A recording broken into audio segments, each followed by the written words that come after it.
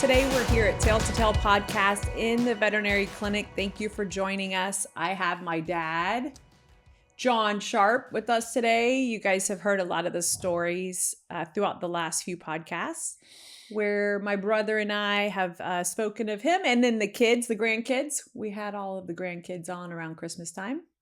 They all shared stories. So today we're going to talk about pets and my dad's pets growing up, pets that we've had throughout my childhood, and what those relationships have meant to him. So thank you for joining us. So, okay.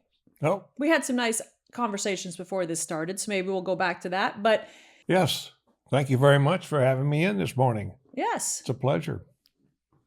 If it wasn't for you, I wouldn't be here. Oh, you're a smart girl. You're You're going to take credit for that? Part of it, 50%. But then you got to remember old Barbie's school teacher, Barbie. Mm-hmm. She did a good job. I think so. She did a great job. I think so. I'll certainly say that. So what do you want to know about my dogs? So, okay, let's start with your childhood. Tell me, give me the description of you, the lay of the land, how you grew up. I know how you grew up, but describe how that was, what it looked like, where you grew up, and what kind of animals you had.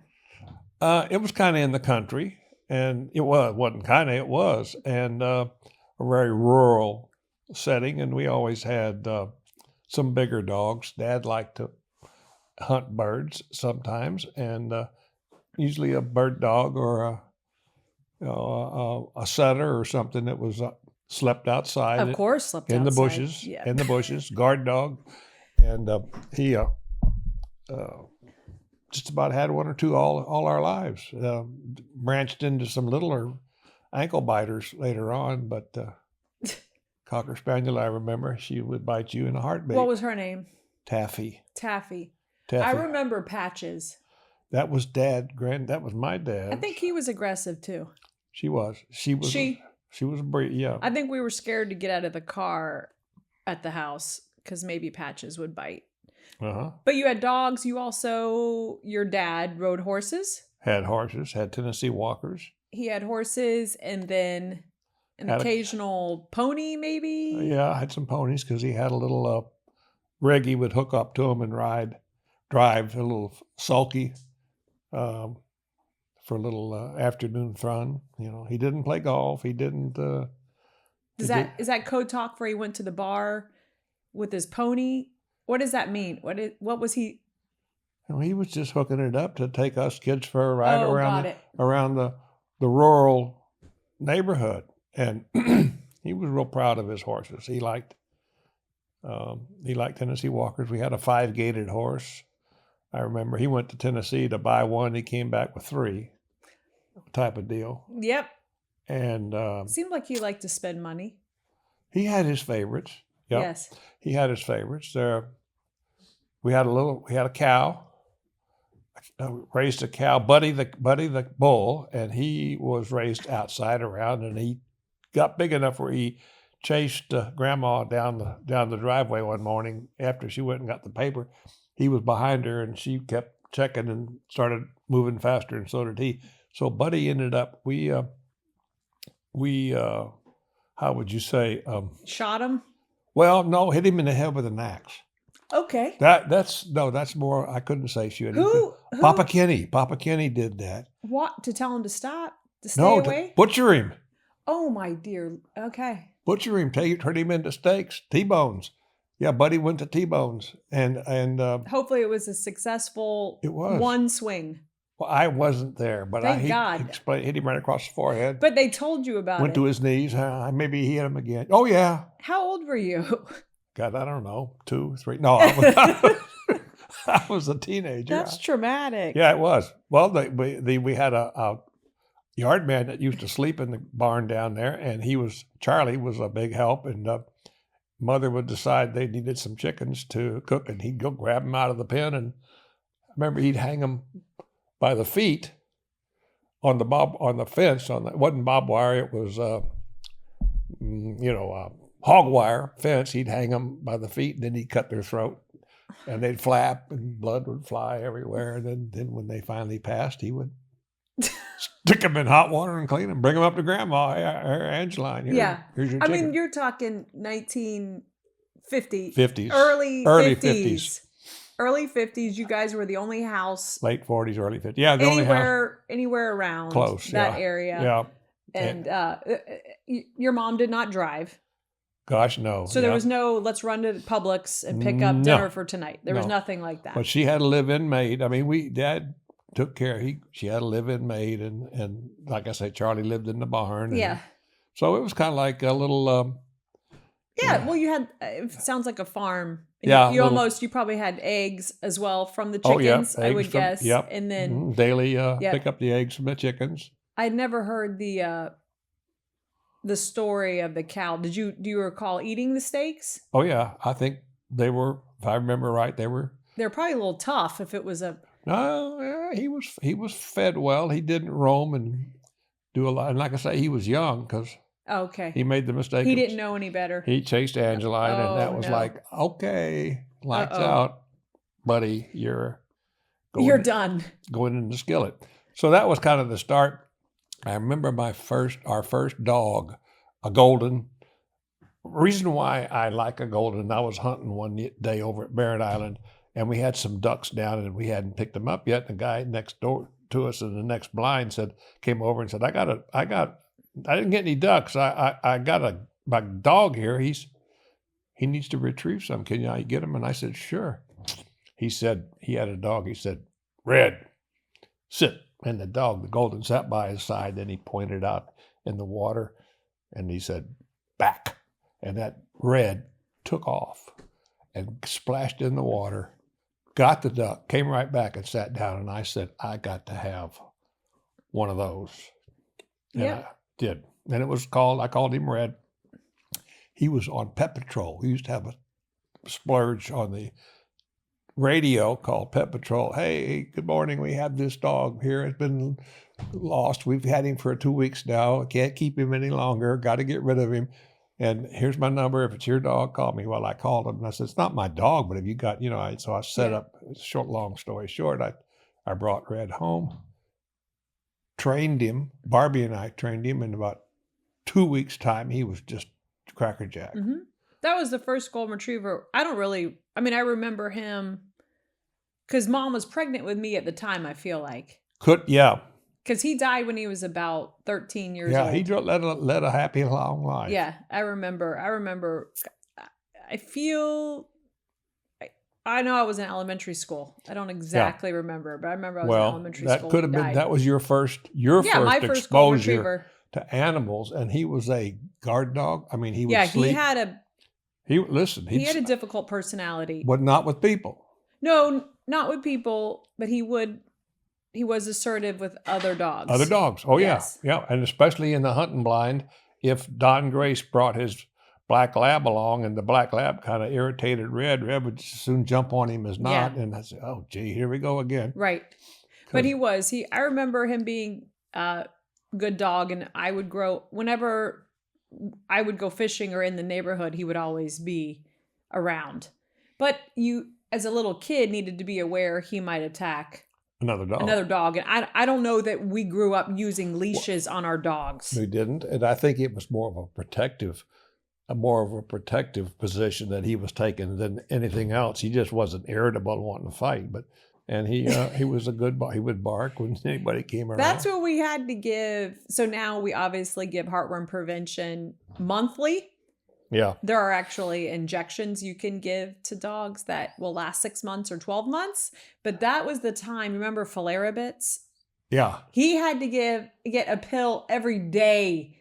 Down the tube every day, and you had to be sure they took it so they would not come down with heartworm disease, with heartworms and have heartworm disease. Yeah, we had a couple dogs. Of course, because it was before all of that was really studied and before we had that available. But I remember that because it was my responsibility as I got older to feed them, and then I would think, oh, did I give them the heartworm prevention? Now I think what it does is it builds up in them, because if I forget to give that flea or heartwarming, and I checked like little what's her name, Marianne. Uh-huh. She's clean. It builds up an immunity, It's right? more of an issue with, well, that's a whole nother conversation of how it all works. It's a very involved life cycle and process of when dogs get bit by a mosquito and how long it takes to develop. But there's other things in the preventative besides just heartworm preventative. There's intestinal worm preventative. Okay. And so that's kind of more important. But okay, we know you had Red, and then obviously, how about Baxter? Remember Baxter? Baxter was definitely not a retriever. What was the one that came from Colorado? Boulder? Well, Boulder, yeah, but he was a Chessie. But then I had about. You had Boomer, Buffy. Boomer is what I want, Buffy. You had Blue, Which Red. One? Yep. Buck. Buck was good. Buck was good. How about Leo? Leo was a waste. He was more ballerina than Hunter. He was a handsome dude. He was very handsome. But when I set him down and Ron shot that first dove down and I'm holding Leo and I said, Leo, like I did Red a long time ago, back.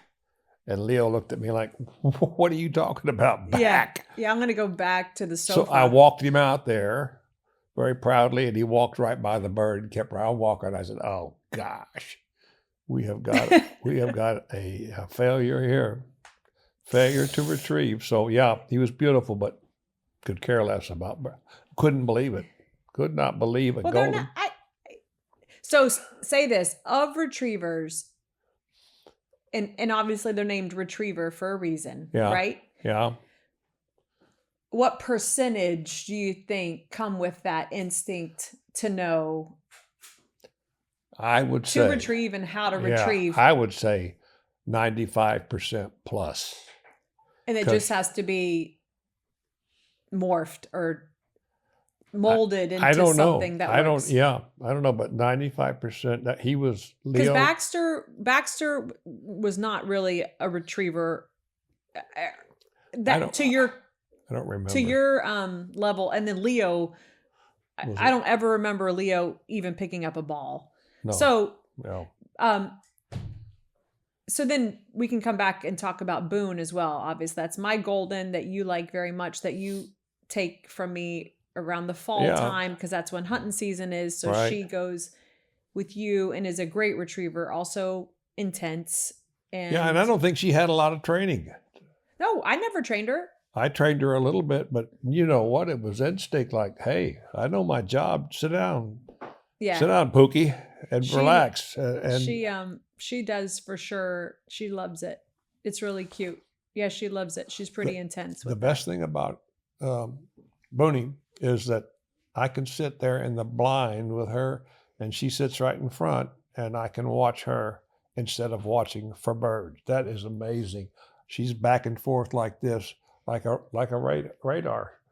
She's looking and I can watch her, and when she sees something, you can see her become alert. Yeah. And darn it, if I don't think she knows the difference between a dove and a crow, mm-hmm. she doesn't give any false alarms. Mm-hmm. And so I watch her, and sure enough, there's something coming. And so that's the neatest thing, because she is. She learns instincts. That's what makes the golden so good, is they have such instinct. And I will say, not to knock black labs, but they're not hyper. Goldens, you don't feel they're hyper? No. They're not in your face, trying to, get in there and whining. I remember one when I was growing up, old Jim Knight, Big Mike. Mike was a huge black lab. Whining, bother you, whining. Jim used to keep him on a pretty long rope, so he would try to keep control of him. And birds came in and we shot, boom, boom, boom, boom. Nothing fell. But all of a sudden, Jim just left the blind kind of like horizontal, because he had that rope tied around his waist. And Mike was in a full charge to go after nothing. And he yanked Jim out of the blind in the water. Well, we say, at least I say here, a lot of the problems are on the other side of the leash. So you get what you get with a pet, right? But there aren't a ton of variables. And I'll talk with Adam later about our house calls that we did. And I think Adam and I both would agree was one dog that we saw that was, I don't know what type of mix it was, but it was, to this day, even 29 years of practicing, the most aggressive dog we've ever seen. Wow. And we had I'd have to ask him even what we ended up doing. It was very, very difficult. What was it, a Cocker Spaniel? No, it was a large dog. And it was a mix of some type. I can't recall. The whole situation was difficult in their home. But my point being, for the most part, God's plan is great when it comes to animals, right? The dogs, cats, Yeah. as far as our domesticated animals, typically very easy to work with.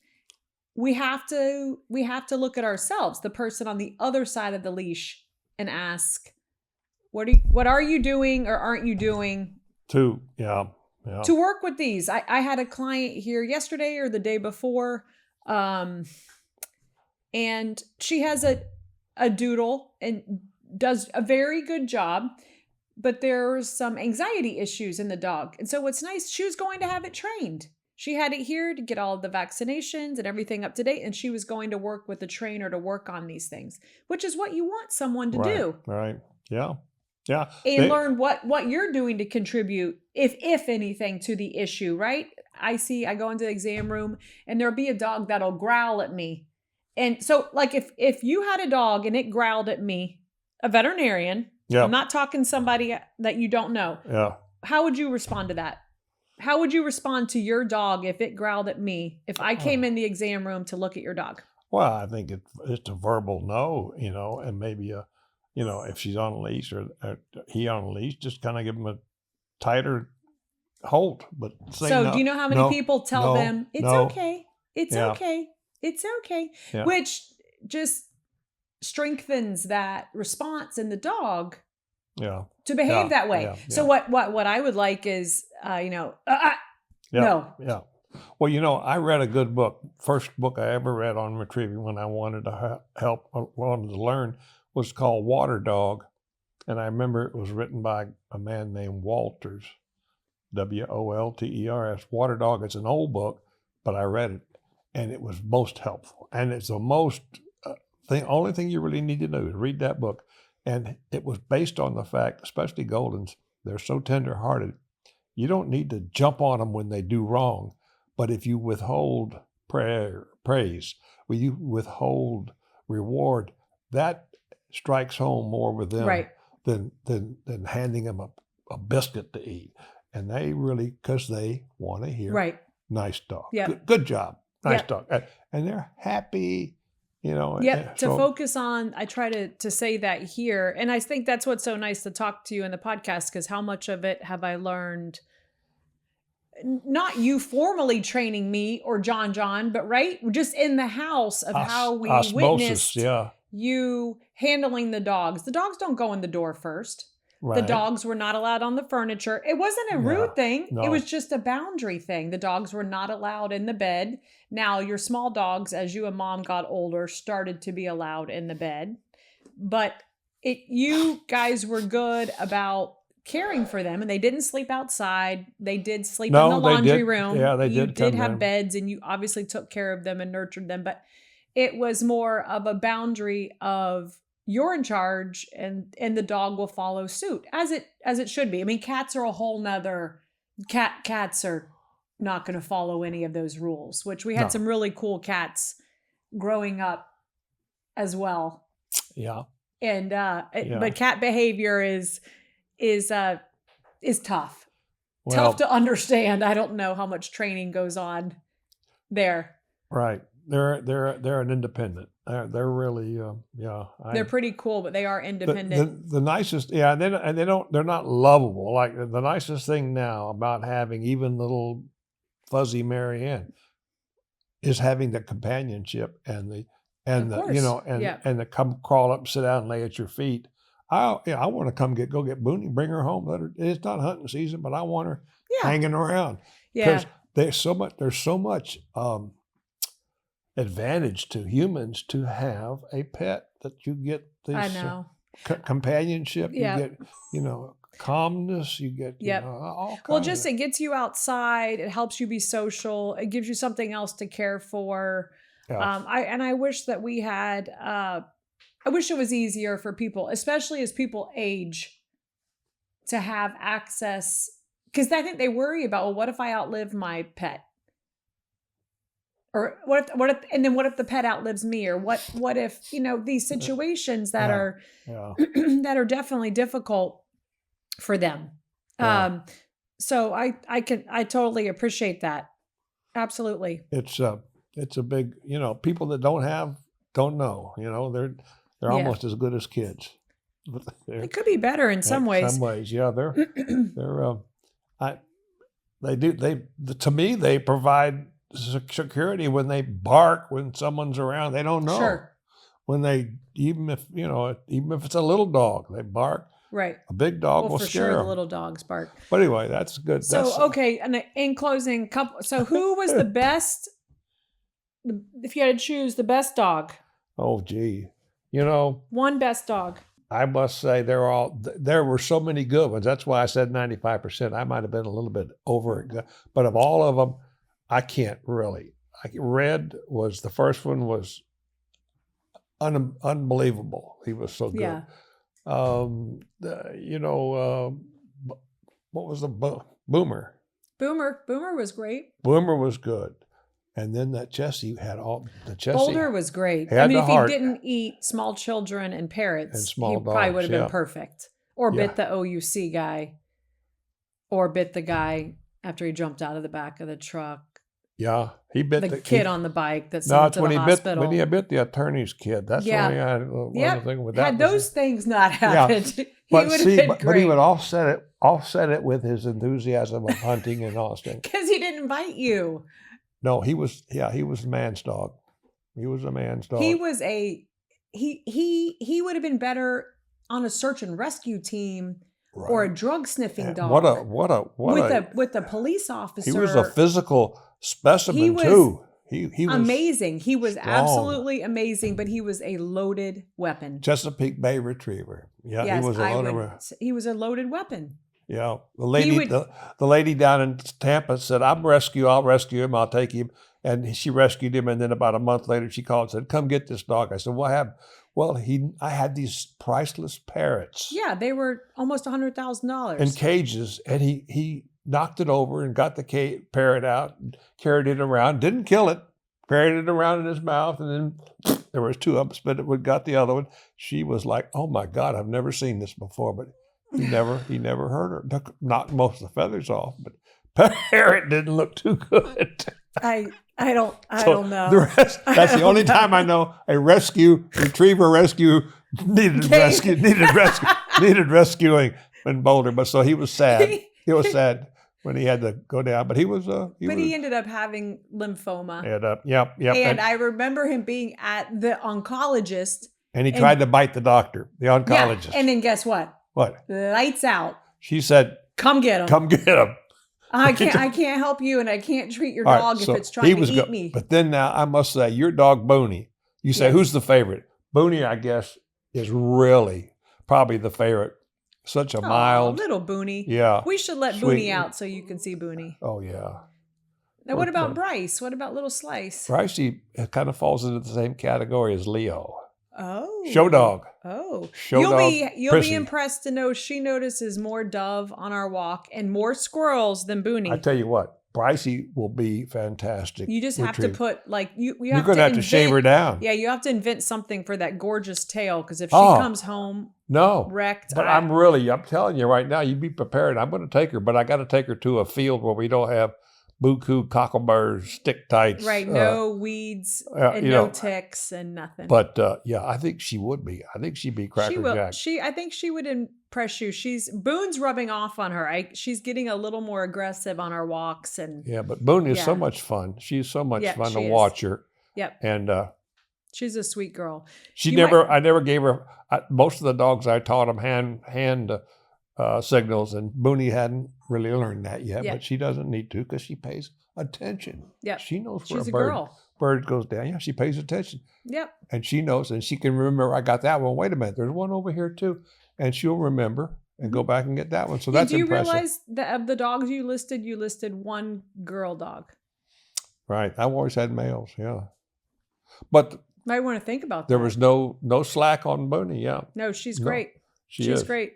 So any other animal pet comments as we obviously as we wrap up here at Four Paws Animal Clinic on Clay Street, 700 Clay. Yeah. Obviously very important to you growing up. You raising John and I, big influence. Obviously mom too. Because she saved everything in the neighborhood, whether a hurricane came through and knocked down a squirrel. And then rabbit. You remember how the squirrel lived in that little hutch outside, and then somebody cut the hole in the side so the squirrel could scurry out and go up the tree and spend the day and come down. Do you remember what happened to the squirrel? I don't know. I think something got it. Buster, our cat, ate it. That's why I'm a vet. I'm working through my PTSD. That reminds me, in closing, the story of the rooster. Beauty the rooster. that I got in kindergarten as a gift. People kept calling the zoning board. Yeah. Guy'd come out and say, that rooster's they're complaining, and he said, I'm going to come back tomorrow at noontime, and if that rooster's gone, then I'm going to write it off. So he did. We took it and hid it. Barbie was driving around with it in the back of her whatever that old Cadillac was. And the guy came and, rooster's gone. Well, I said, you know what? I'm going to take him to the Grove and let him live out there in the wild a little bit. We got to get rid of him. So I took him out there one day. Went back the next, and nothing but a pile of feathers. Yeah. I mean, it was gone. Yeah. And I come home, Barbie said, "How's the Beauty doing?" And I said, "Oh, great. You ought to see her. She really adapted well out there. She sleeps up in the rafters at the barn, and she's happy and all that." I didn't have the heart to tell her that something ate her the first night. There were coyotes back then? Nope. Yeah, they're definitely an issue. Didn't have coyotes. Didn't have alligators. Didn't have many Are you kidding? Eagles. Yes, they were few and far between. Why? You grew up on Lake Conway and would swim in Lake Conway, and you never had alligators. No, you were the only. Had to go out on East 50, out on some ranch way out there on East 50 as a kid to see an alligator. But alligators, why? That doesn't turkeys, make any sense. It's just we do a better job. We do a better job maintaining and promoting our wildlife now. But you're saying, why wouldn't there have been? I guess this might be a conversation we can't, or a question we can't answer. DDT was a big with the groves, the fertilizer. Stuff like that. Did not allow or it did not support. Didn't promote alligators growing. Got it. And you swam in that lake. Oh yeah, we never worried about an alligator. Well, I'm saying you worry about the DDT. I didn't. Yeah, but that's what killed. That's what harmed the eagles. That's what harmed. I'm sure the turkeys. All of them are much more prolific now than they were when I was growing up. Isn't that something? Yeah, no, that's great. I mean, I think it's great. I don't want anybody to get hurt by an alligator, but they deserve to be here. But we definitely are seeing more coyotes, as you know. Yeah. Yes. They got to take the good with the bad, or the bad with the good. Kind of an issue with that, but never had. Yeah. So it probably was a raccoon that ate Beauty. Could have been. Or a dog. Yeah. Yeah. Probably a dog. Probably a golden retriever. No, black lab.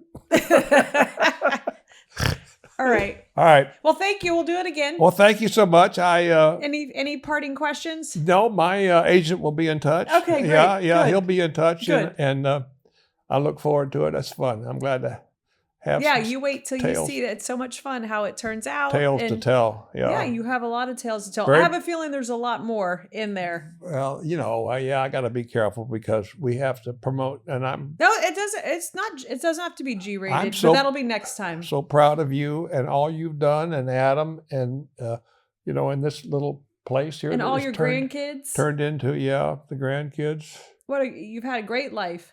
Very nice. Right. Very nice. Yeah, I would. Only problem is it goes by too fast. That's what I tell them. I know. Tell your Isabel, have fun. Yep. Isabel, you're going to be waking up saying, "Oh my gosh, I'm old." Know. Have fun because it's going to be behind you. It's hard to find that balance of being too serious, and working too much. Yeah.